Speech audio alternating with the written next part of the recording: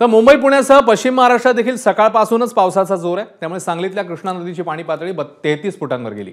दुसरीकडे कोयना धरणातून आता विसर्ग सुरू करण्यात आलाय। तसंच सांगलीमध्ये सतत पावसाची बरसात होतीये, त्यामुळे कृष्णा नदीच्या पाणी पातळीत आणखी वाढ होण्याची शक्यता आहे। 35 फुटांवर पाणी पातळी गेल्यानं सांगलीतील कर्नाळ भागातील रोडवर पाणी यायला सुरुवात होते।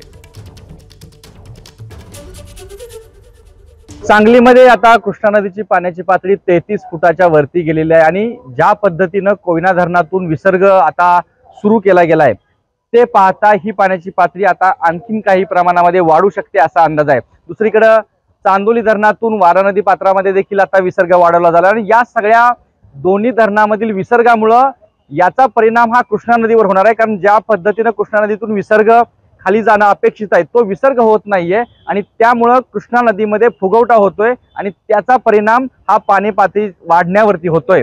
सध्या ही या ठिकाणी 33 फुटाच्या वरती पाण्याची पातळी गेल्यामुळे नदीकाठच्या भागांना सततचा इशारा दिला गेलाय। याशिवाय अनेक नदीकाठची जी गावं आहेत त्या गावातील जे पूल आहेत ते पुलांच्या जवळ पाणी लागू लागले।